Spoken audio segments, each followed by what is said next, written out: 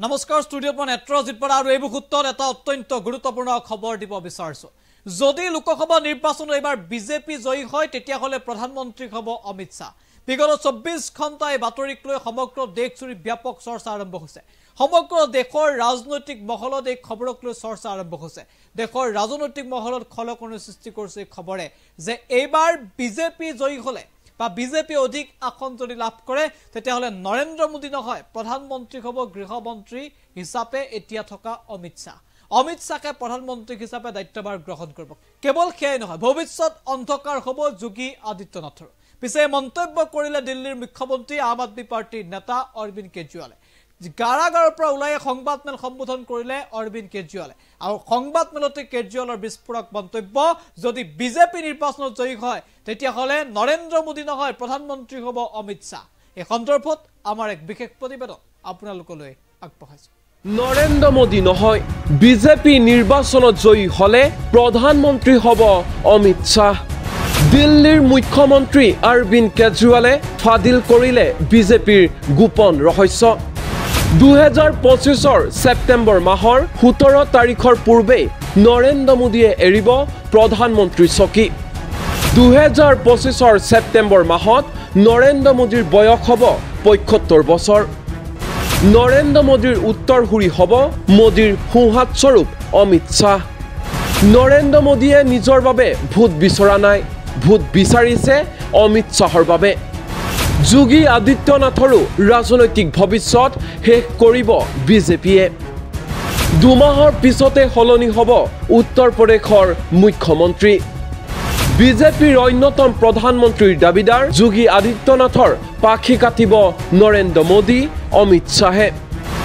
এল.কে. আদৱানী মনোহৰ লাল খট্টাৰ বসুন্ধৰা ৰাজে শিৱৰাজ সিং চৌহানৰ পিছত এইবাৰ Modi শাহৰ target Yogi Adityanath BJP নেতাৰ ৰাজনৈতিক ভৱিষ্যত শেষ কৰাৰ বাবে নৰেন্দ্ৰ মোদী অমিত শাহে সাজু কৰিছে ৰণকৌশল ভোট দিওঁতে সাৱধান বিজেপিক ভোট দি ভুল নকৰিব বিজেপিয়ে পুনৰ চৰকাৰ গঠন কৰিলে বিৰোধী দলৰ বহু নেতাক গ্ৰেপ্তাৰ কৰি জেললৈ পঠিয়াব বিজেপিৰ হিট লিষ্টত আছে মমতা বেনাৰ্জী তেজস্বী যাদৱ অখিলেশ যাদৱ এম.কে. ষ্টেলিন আৰু উদ্ধৱ ঠাকৰে এখন দেশ এজন নেতা প্ৰধানমন্ত্ৰী নৰেন্দ্ৰ মোদীয়ে এনেকৈ ভাৰতত আৰম্ভ কৰিছে এক ভয়ংকৰ অভিযান জেলৰ পৰা ওলাই 11টাকৈ মহাবিস্ফোৰণ দিল্লীৰ মুখ্যমন্ত্ৰী অৰবিন্দ কেজৰিৱালৰ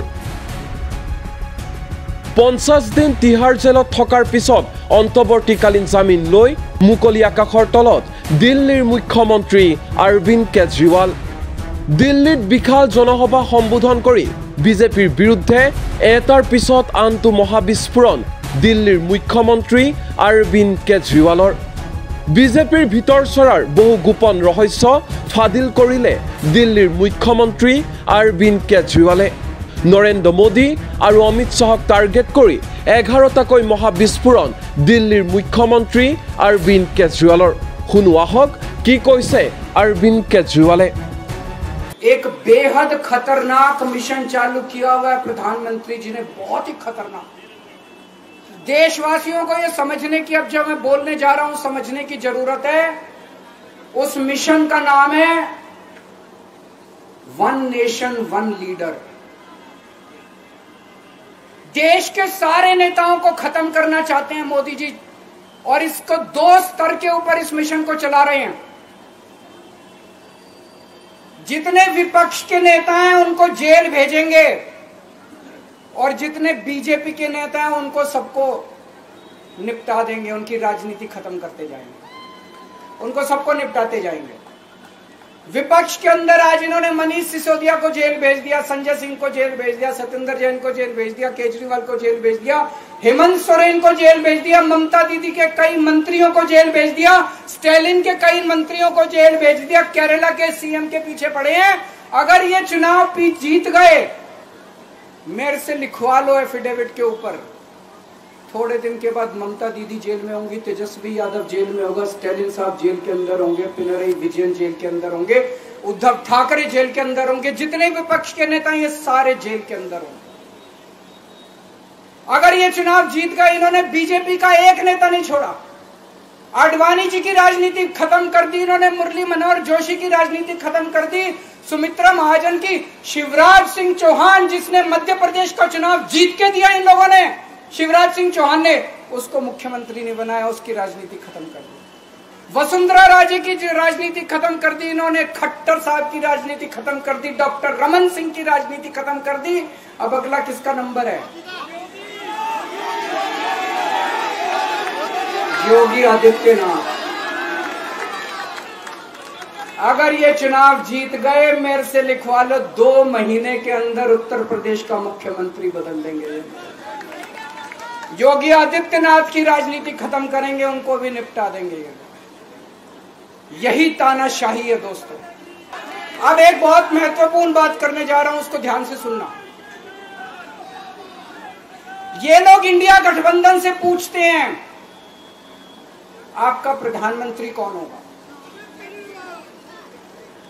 मैं बीजेपी से पूछता हूं आपका प्रधानमंत्री कौन होगा।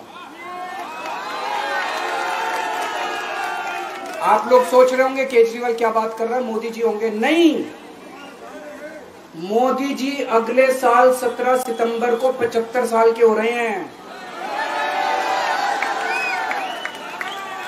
बीजेपी के अंदर मोदी जी ने 2014 में मोदी जी ने खुद ने रूल बनाया था कि बीजेपी के अंदर जो भी 75 साल का होगा उसको रिटायर कर दिया जाएगा।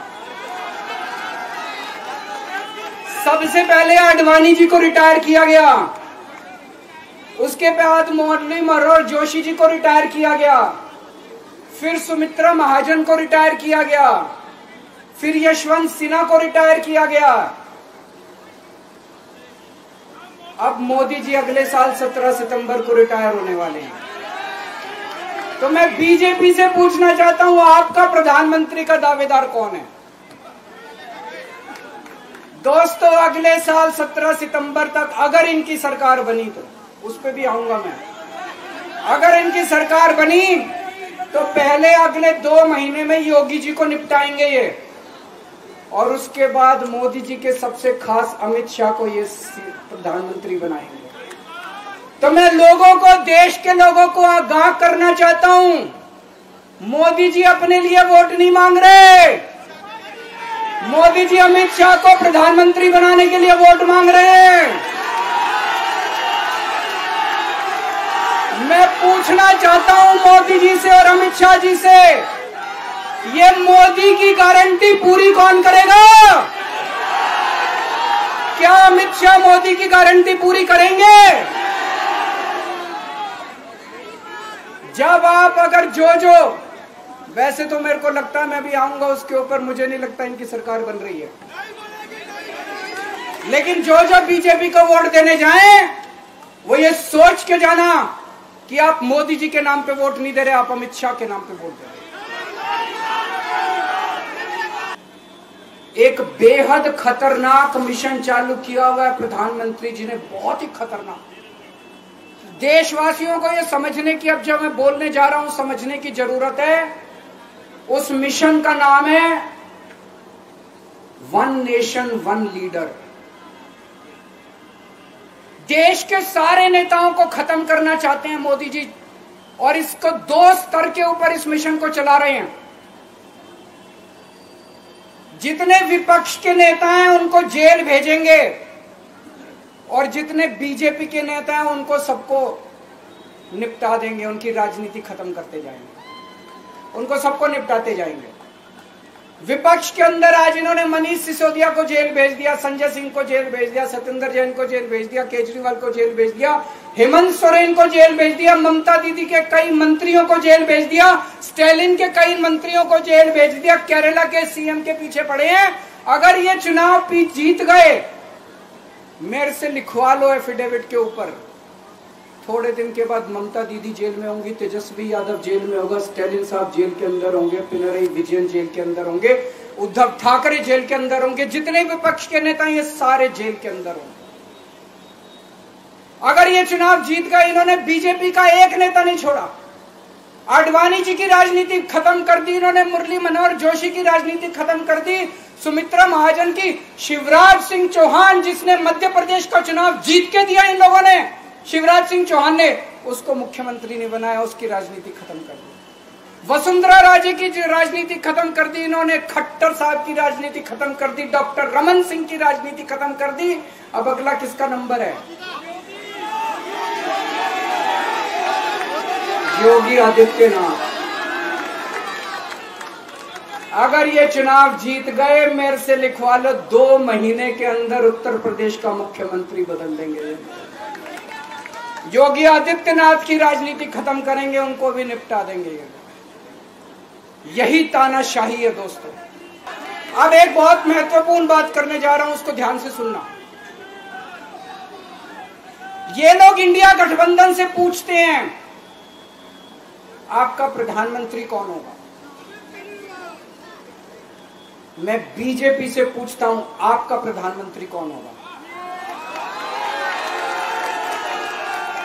आप लोग सोच रहे होंगे केजरीवाल क्या बात कर रहा है, मोदी जी होंगे। नहीं, मोदी जी अगले साल 17 सितंबर को 75 साल के हो रहे हैं। बीजेपी के अंदर मोदी जी ने 2014 में मोदी जी ने खुद ने रूल बनाया था कि बीजेपी के अंदर जो भी 75 साल का होगा उसको रिटायर कर दिया जाएगा। सबसे पहले आडवाणी जी को रिटायर किया गया, उसके बाद मुरली मनोहर जोशी जी को रिटायर किया गया, फिर सुमित्रा महाजन को रिटायर किया गया, फिर यशवंत सिन्हा को रिटायर किया गया। अब मोदी जी अगले साल 17 सितंबर को रिटायर होने वाले हैं।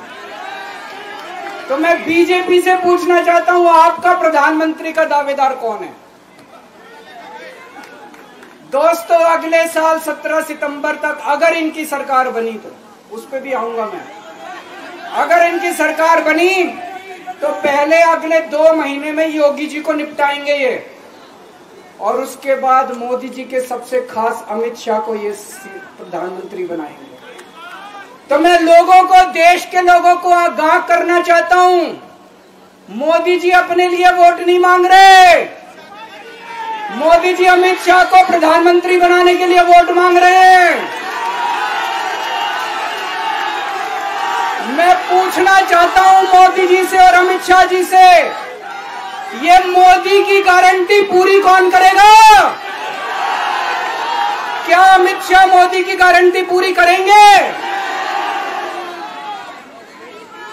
जब आप अगर जो वैसे तो मेरे को लगता है मैं भी आऊंगा उसके ऊपर, मुझे नहीं लगता इनकी सरकार बन रही है,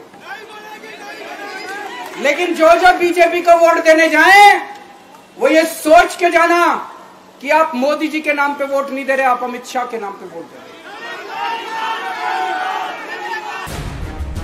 न्यूज डेस्क, एनी टॉक्स।